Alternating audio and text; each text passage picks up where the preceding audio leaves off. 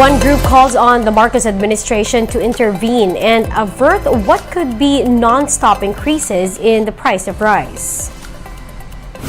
PHIVOLCS is closely watching Mayon as it notes an increase in volcanic activities there over the past hours. Former Defense OIC Carlito Galvez is back in the Marcos administration, taking over a post he once held during the Duterte regime.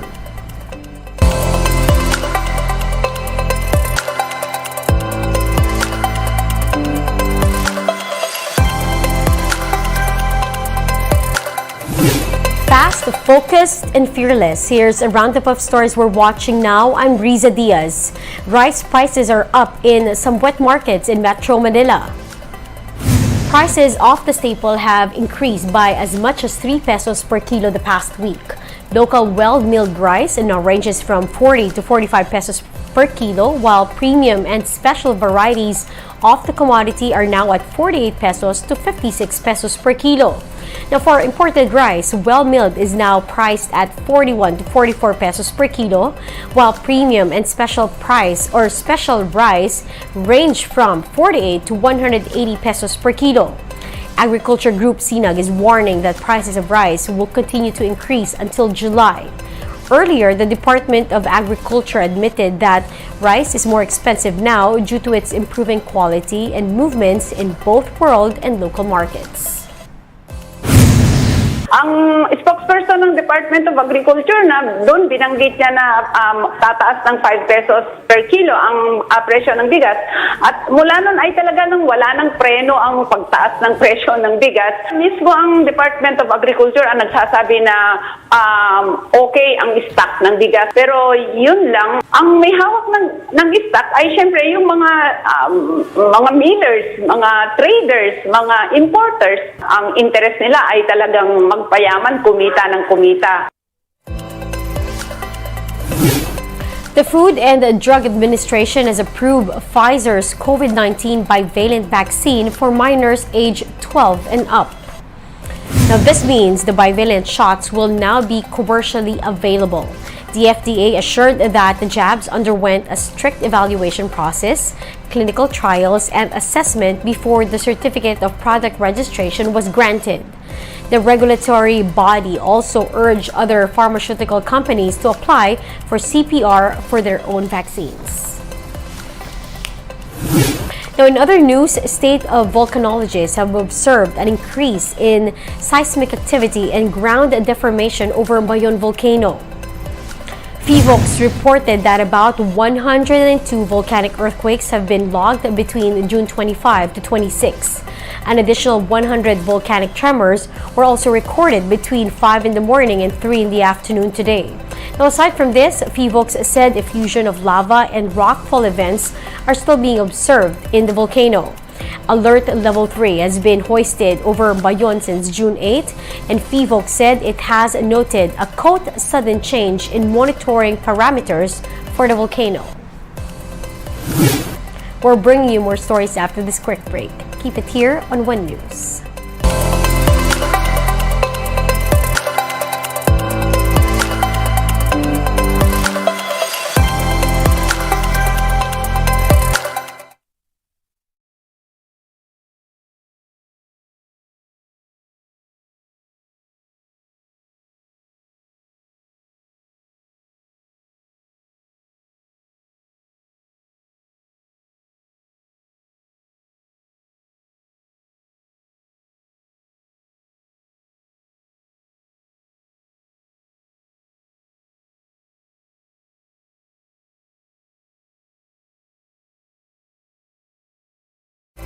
You're still watching One News Now. I'm Riza Diaz.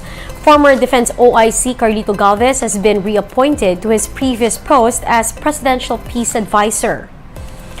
Galvez replaces Isidro Purisima as the Presidential Advisor on Peace, Reconciliation, and Unity, the post he held during the previous administration. Purisima will now be Senior Undersecretary of the same agency. Meanwhile, Vener Bakiran has been appointed as Deputy Commissioner of the Customs Bureau. This was the position he held when he faced allegations about the illegal entry of agriculture products into the country, which he had since denied. And tonight on the Chiefs, Meralco spokesperson Joe Zaldariaga and Civil Aeronautics Board Executive Director Carmelo Arcilla catch those conversations tonight at 8:30, only here on One News. Now, meantime, camaraderie is alive and well among kapatid broadcasters as they get together with MediaQuest Holdings Chairman Manny V. Pangilinan. The event last Friday was attended by managers, anchors, and hosts of programs from One News, 1PH, True FM, and TV5. These include Lucy Cruz Valdez, who's also head of News 5, Jay Taruk, Senator Rafi Tulfo, and Sito Beltran.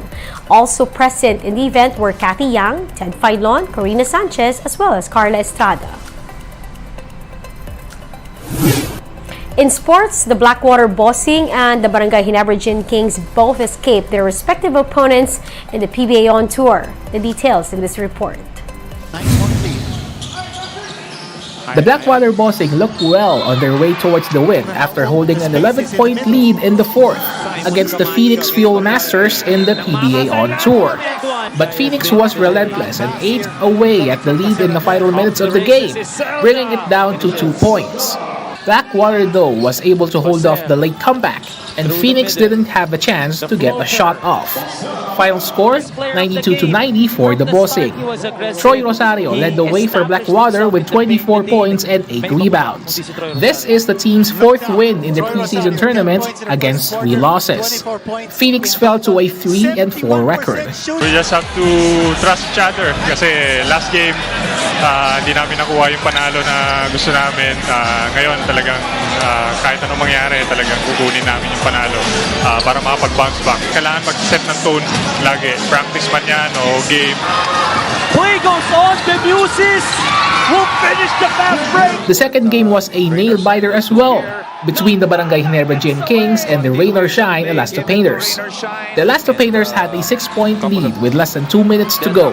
Oh, Gray with the snatch back. But after Jeremiah Gray drained a 3-pointer, Jason David made 2 consecutive layups that brought the lead back to Ginebra. They don't have any timeouts. David takes it all the way.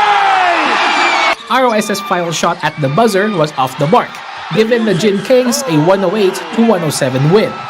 Those 2 clutch layups were David's only field goals in the game, as Von Pesumal carried the scoring load for Ginebra with 29 points.